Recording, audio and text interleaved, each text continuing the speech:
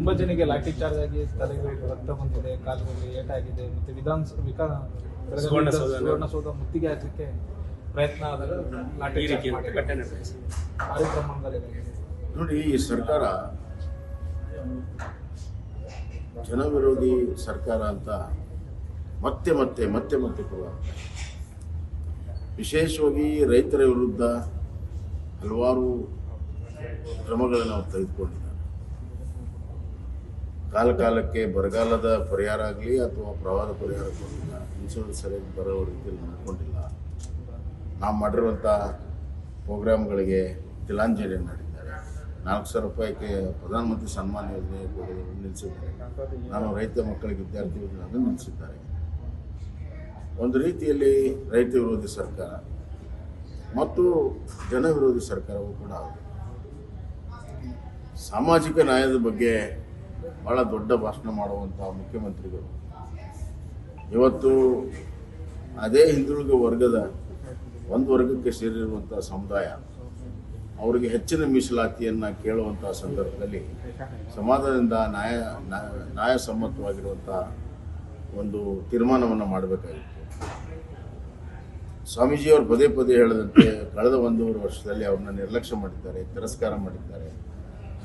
ಈಗ ಅವ್ರ ಮೇಲೆ ಲಾಠಿ ಪ್ರಹಾರ ಮಾಡಿ ರಕ್ತವನ್ನು ಸುರಿಸಿರುವಂಥದ್ದು ಕ್ಷಮಿಸಲಾರದ ಅಪರಾಧ. ಇದಕ್ಕೆ ಭಾಳ ದೊಡ್ಡ ಬೆಲೆಯನ್ನು ಸರ್ಕಾರ ತೆತ್ತಬೇಕಾಗ್ತದೆ. ಈ ಪೊಲೀಸ್ ಆಡಳಿತ ಈ ಒಂದು ದೌರ್ಜನ್ಯ ಭಾಳ ದಿವಸ ನಡೆಯೋದಿಲ್ಲ ಅನ್ನುವಂಥ ಎಚ್ಚರಿಕೆ ಕೊಡ್ತೇನೆ. ಮತ್ತು ಮುಖ್ಯಮಂತ್ರಿಗಳು ನಿನ್ನೆ ಅಫಿಡವಿಟ್ ಬಗ್ಗೆ ಮಾತಾಡ್ತಾರೆ. ನಾವೇ ಆಜ್ಞೆಯನ್ನು ಮಾಡಿದ್ದೇವೆ. ರಿಲಿಜಿಯಸ್ ರಿಸರ್ವೇಷನ್ ತೆಗೆದು 4%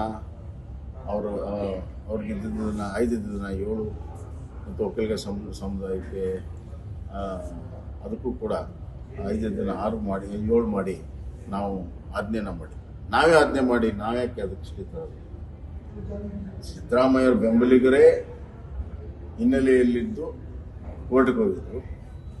ಆ ಸಂದರ್ಭದಲ್ಲಿ ನಾವು ಸಂಪೂರ್ಣ ಆರ್ಗ್ಯುಮೆಂಟ್ ಮಾಡೋಕ್ಕೆ ತಯಾರಿದ್ದೀವಿ ಅಂತ ಹೇಳಿದಾಗ ಅವತ್ತು ಕೋರ್ಟು ಹಾಗಾದರೆ ಇದು ಆರ್ಗ್ಯುಮೆಂಟ್ ಮಾಡಿ ಪೂರ್ತಿ ಹೇರ್ ಮಾಡಿ ನಮ್ಮ ಜಜ್ಮೆಂಟ್ ಕೊಡ್ತೀವಿ, ಅಲ್ಲಿವರೆಗೂ ನೀವು ಇಂಪ್ಲಿಮೆಂಟ್ ಮಾಡಬಾರ್ದು ಅಂತ ಹೇಳಿ ನಿಮ್ಮ ಮುಂದಿನ ಕೋರ್ಟಿನ ಹಿಯರಿಂಗ್ವರೆಗೂ ನಾವು ಇದನ್ನು ಇಂಪ್ಲಿಮೆಂಟ್ ಮಾಡಲ್ಲ ಅಂತ ಅಷ್ಟೇ ಹೇಳಿದ್ವಿ.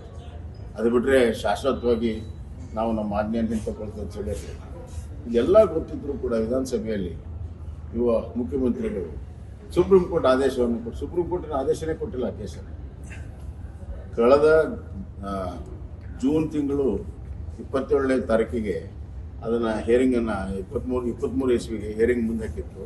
ಈ ಸರ್ಕಾರಕ್ಕೆ ಕಾಳಜಿ ಇಲ್ಲ. ಇವರು ವೋಟ್ ಬ್ಯಾಂಕ್ ರಾಜಕಾರಣ ಮಾಡ್ತಾ ಇದ್ದಾರೆ. ಅದಕ್ಕಾಗಿ ಅದನ್ನು ಅಟೆಂಡು ಮಾಡಿಲ್ಲ. ಅದರ ಬಗ್ಗೆ ತಮ್ಮ ಅಭಿಪ್ರಾಯನೂ ಕೂಡ ಸರ್ಕಾರ ಅಭಿಪ್ರಾಯನೂ ಕೂಡ ಮನ್ನೆ ಮಾಡಿಲ್ಲ.